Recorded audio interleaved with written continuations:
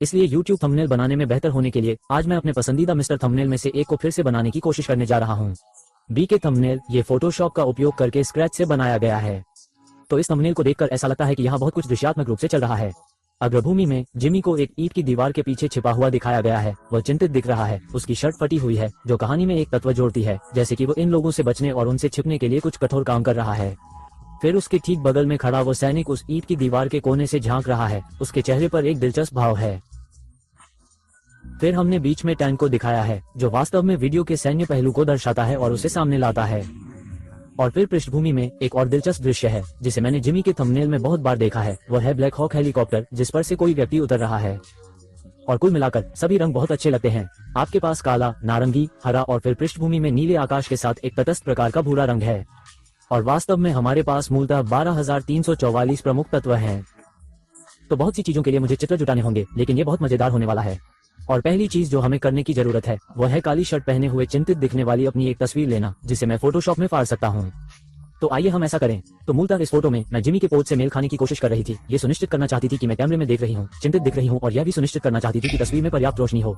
और ऐसा करने के लिए मैंने एक अपर्चर 120 दिमाग 2 का उपयोग किया और फिर एक अन्य साइड लाइट का उपयोग किया ताकि समग्र छवि काफी उज्जवल हो और मेरे चेहरे पर कोई गहरा साया न हो, क्योंकि मैं वास्तव में जिमी के लुक से मेल खाना चाहता था।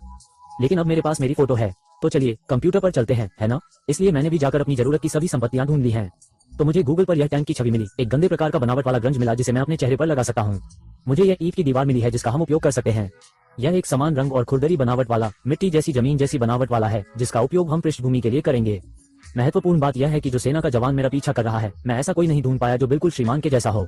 बी का थंबनेल, लेकिन मुझे यह वाकई बहुत अच्छा लगा। मेरी राय में शायद शटरस्टॉक से थोड़ा अधिक नाटकीय और थोड़ा बेहतर भी।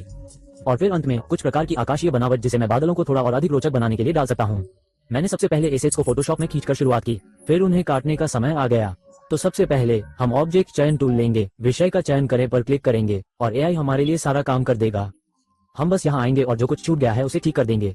तो हम यहाँ इस स्थान को भी हटा देंगे क्योंकि हम चाहते हैं कि यह साफ और पेशेवर दिखे। और आपको फोटोशॉप पर जूम करना बहुत पसंद है। यहाँ कभी कभी कुछ बहुत अच्छे दृश्य देखने को मिलते हैं। और यदि आप जानना चाहते हैं कि मैं चयन रद्द कैसे कर रहा हूँ, तो मैं बस पॉलीगॉन लेसो टूल का उपयोग करते समय ऑल्ट कुंजी को दबाए रख रहा हूँ।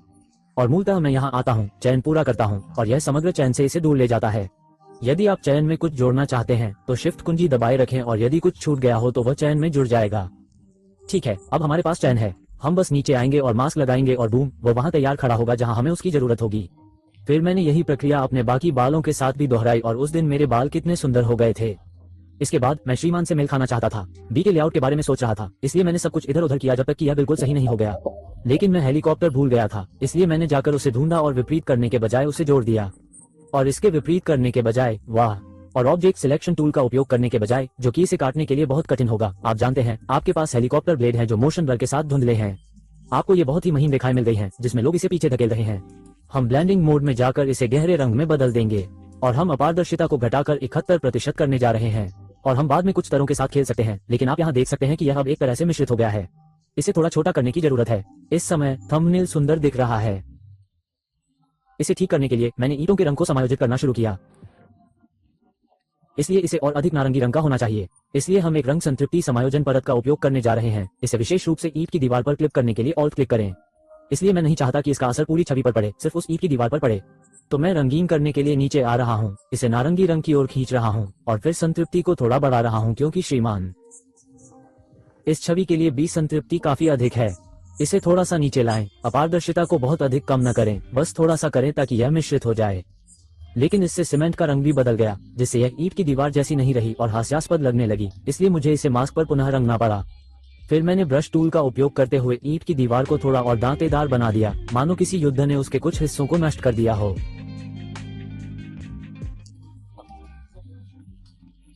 लेकिन अब मुझे अपनी तस्वीर को ठीक करने की जरूरत थी क्योंकि यह थोड़ी खराब लग रही थी।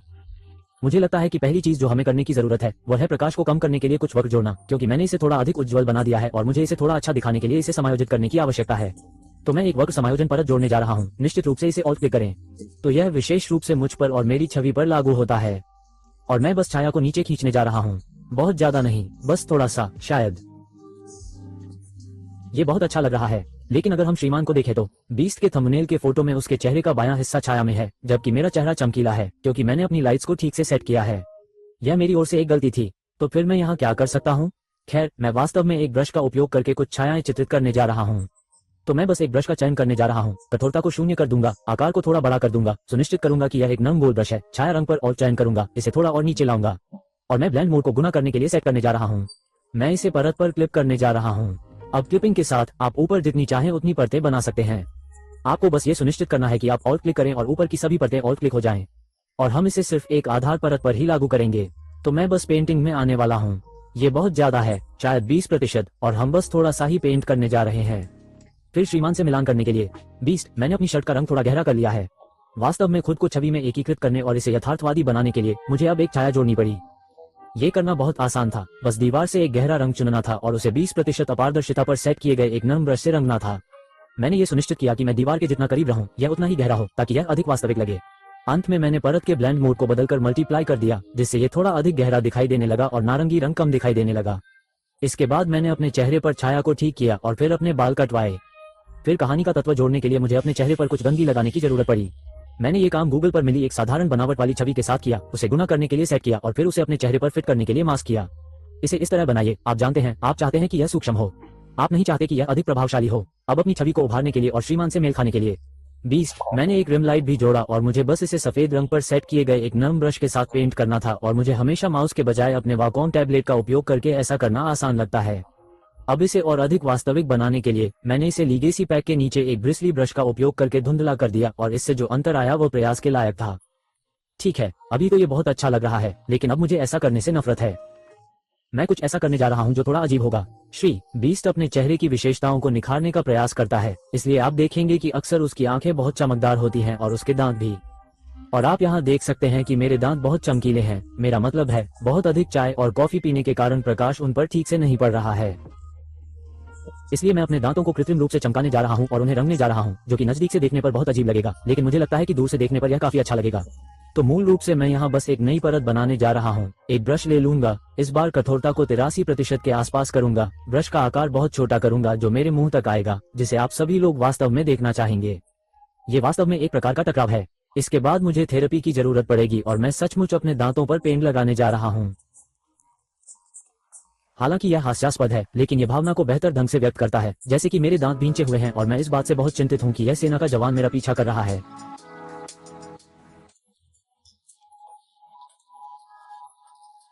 अब देवियों, मेरी शर्ट फाड़ने का समय आ गया है।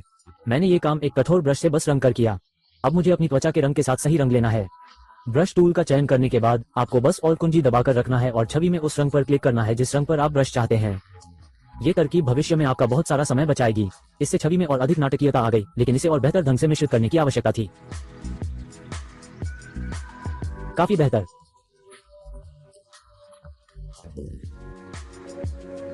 और फिर वास्तव में यहाँ पर मुझे बस एक और काम करना बाकी है, और वह है एक छोटा सा लोगो जोड़ना जिस पर लिखा हो मिस्टर जानवर, जैसे कि मैंने उसकी शर्ट खरीद ली है। इसे वही फॉन्ट बनाने जा रहा हूँ जो वो सामान्यतः उपयोग करता है, कॉमिक एक्सेस। मुझे लगता है कि मैं इसे फिट करने के लिए थोड़ा सा मोड़ सकता हूँ और इसे कटआउट के नीचे खींच सकता हूँ। तो अब सब कुछ एक साथ मिलाना बहुत अच्छा लग रहा है। फिर मैंने कुछ सफेद धुंध जोड़ दी, मानो पूरी छवि के ऊपर धूल छा गई हो। इस समय तक ये सब कुछ अच्छी तरह से एक साथ आना शुरू हो गया था।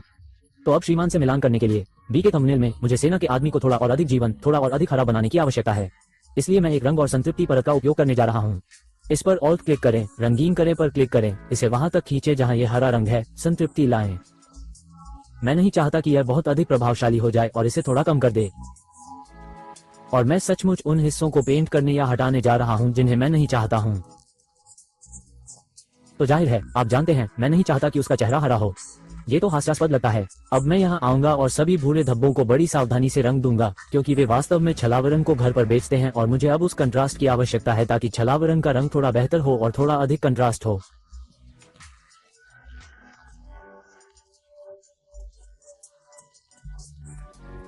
मैंने एक ठोस रंग समायोजन परत भी जोड़ी, इसे एक अच्छे भूरे रंग में सेट किया और रंग संतृप्ति परत से मास्क की प्रतिलिपि बनाई और बस इसे उलट दिया और उन हिस्सों से छुटकारा पा लिया जो मैं नहीं चाहता था और इससे ये बेहतर दिखने लगा। आगे उसे एक छाया की जरूरत है। इस बिंदु पर मुझे एहसास हुआ कि मुझे खुद को उस सैन्य व्यक्ति से अलग करने के लिए ईंट की दीवार को बढ़ाने की जरूरत है। तो मैं वास्तव में अपनी ईंट की दीवार की नकल करने जा रहा हूं और मैं इसे खींचने जा रहा हूं। मैं बस इस छोटे से कोने वाले हिस्से को चुनूंगा, इसे ढकूंगा, आकार को समायोजित करूंगा ताकि यह काम कर सके और मैं इसे पहले की तरह कच्चा बना सकूं ताकि यह बात लोगों तक पहुंचे कि हम युद्ध में हैं। और ठीक इसी तरह अब ये थोड़ा बेहतर लग रहा है क्योंकि मेरे पास एक रिम लाइट है और सैन्य आदमी के पास भी एक होने वाला था। मुझे इसे ईंट की दीवार पर भी चित्रित करना था और फिर सोल्जर 2 पर थोड़ा सा समायोजन वक्र हमेशा मदद करता है और मैंने इसे सही बनाने के लिए रंग और संतृप्ति के साथ भी खेला। सौभाग्य से टैंक पर ज्यादा काम करने की जरूरत नहीं पड़ी, इसलिए मैं सिर्फ पृष्ठभूमि सुधारने पर ध्यान केंद्रित कर सका। सबसे पहले स्तरों में समायोजन करके सब कुछ धो दिया गया है जिससे अधिक कंट्रास्ट प्राप्त हो सके तथा दूरी और यथार्थवाद भी प्रदर्शित हो सके। फिर मैंने एक नर्म सफेद ब्रश का उपयोग करके एक नकली सूरज जोड़ा और रैखिक डॉज एड ब्लेंड मोड लागू किया। मुझे ये भी एहसास हुआ कि मुझे लेआउट को थोड़ा सा समायोजित करने और उस छाया को नीचे लाने की आवश्यकता है। ये बहुत ज्यादा अंधेरा था। अंतिम स्पर्श मैंने कैमरा रॉ फिल्टर का उपयोग करके किया, रंग, संतृप्ति, छवि के समग्र वक्र को समायोजित किया और कुछ अनाज जोड़ा। और अब ये है मिस्टर राइट की मेरी पहली पुनर्रचना।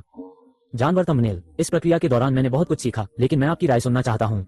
आपके अनुसार कौन सा बेहतर था? मुझे लगता है कि